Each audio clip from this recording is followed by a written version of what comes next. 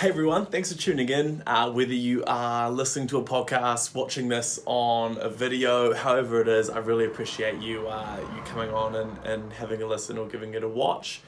Really quick video, or not really quick, but quick enough.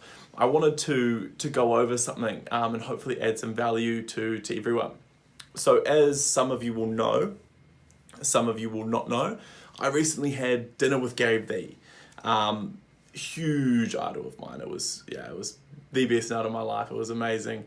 And what I wanted to do was, there was a few things that really stood out to me about that dinner that I wanted to go over that aren't necessarily things that I found on his online content or I got a feel from the stuff that he's putting out for free. And I know not everybody could make it along to that dinner. So yeah, I figured I'd go over them, put them in a video, on a podcast, that kind of stuff, and hopefully bring some value to everyone. So the dinner was amazing. It was 2.5 hours long. There was 8 of us there, plus D-Rock and Gary. I had a really good chance to have a chat with D-Rock as well. He's awesome. Such a humble dude. Has no idea the how important and stuff he is in the whole thing, which is amazing. The first thing I noticed about Gary, this was a real standout to me, is how intensely he listens. He, I think, sometimes comes across online as being quite rude because he almost cuts people off.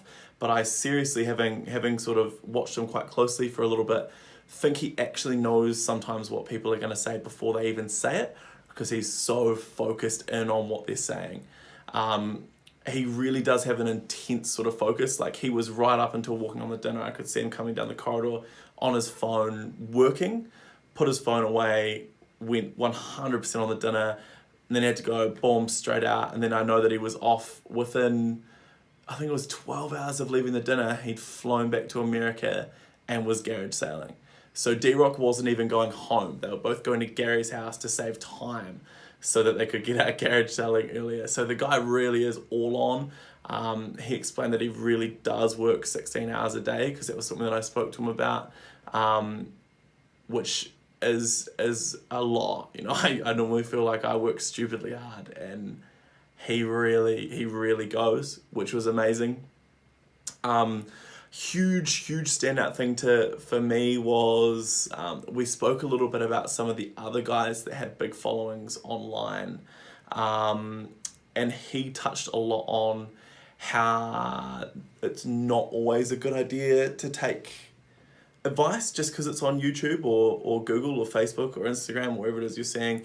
A lot of these guys, and I kind of got this impression as well, but they put up a bit of a facade. They front like they've got these cars, these houses, this money, and they're everywhere, but they may not necessarily actually have those things. And they kind of leverage off people thinking they've got it a little bit. So I found that really interesting. He actually mentioned an example where he specifically went across and did a podcast and a video with someone solely with the hope of getting at his audience and bringing them back across to him, where it's a much more sort of nice, realistic way of doing things, as opposed to forcing your ideas down someone's throat and that kind of thing. So that was really interesting. I spoke about what he's investing in. So for me personally, investing is a huge thing that I'm looking into at the moment. He is heavily backing voice and VR. Not necessarily that every voice company will win. He brought up, and it makes a lot of sense, but there will be some that will come through. We talked about cryptocurrency. He talked about how the base idea of it he thinks is quite good, but any get-rich-quick scheme is bad. So that's why Bitcoin didn't work out for a lot of people. It did work out for some, but obviously the top 0.001% of anything is a winner. So whether it's a basketball player, a Bitcoin investor, whatever it is, it doesn't matter. So yeah, for me personally, I'm going to be looking into voice for my investment off the back of that. He touched on some of the, like, he's getting all of his videos transcribed and all of his words like broken up or something, so that eventually people will be able to like get his voice to say things. So you could set like an alarm clock, say, which is Gary Vee waking up in the morning saying get out of bed, and they'll just take get out of and bed from different videos that he's submitted, and then be able to chop them together, and it'll be able to speak quite closely to how a human would talk, which is really, really intense. I noticed how fast he moves. He's like boom, boom, boom, boom, boom all the time as well, which was intense. A huge thing that stood out to me was he said about not letting the old school way that business was done affect how you act now and in the future, which is massive because with my background coming from radio and TV, which are more traditional sort of marketing mediums, across to digital, I do feel like I probably held on to some bad habits coming through that. So he kind of just really emphasized the importance of not doing that. I found out that the first ever client that he landed when he started VaynerMedia was Gillette, which is unbelievable, and anybody who who understands agency or marketing or any of that sort of stuff would know how big landing a client Gillette's size is. But for him, that was his first pickup, and it was because he didn't really have those old school, these people need to be praised and worshipped, and when you have a meeting, you bring your general manager, your sales manager, every person with you and take it really seriously. Instead, he was just himself, and just took the knowledge that he'd learnt through building his dad's wine business straight to Gillette, and that was how he signed them, just with authenticity, which I thought was really, really cool. Obviously, we touched on self-awareness and patience, so we talked about me being young and sort of that position that put me in. Just be patient. Basically, it was everything that I already thought he would say. He really brought up around that, like thinking really long term. We touched a lot on micro speed, macro patience, which I didn't really fully understand, but I found that really, really interesting. So that's basically every day work fast, you give it everything you've got, go all in, but when you think long term, you have to think really slow. So, like work fast enough to build your business in a year, but aim to build it in 5, so that the thing that you can create across that period of time can be so much bigger. We talked about me not buying dumb things, which was pretty, really sound advice for me.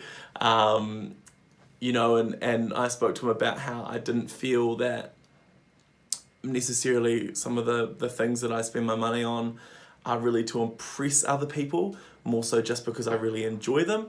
And he had a really good line. He just said, that's okay as long as you're willing to understand that $50,000 you spend on a Mercedes holds you back. And that's $50,000 that you can't invest in your business and in growing it and that kind of thing. And that really sunk in, and I think it actually kind of changed my perception a little bit around it. So that's really interesting. And then finally, and this is something that I was really pleased to be able to touch on with him, was the power of pay-per-play marketing as opposed to free marketing, especially on social media. So he talked about how he does his pay-per-play marketing, which is he makes like really small, finely targeted pieces of content and then targets them really finely instead of creating really broad content and targeting it really broadly, which is what he feels a lot of people do.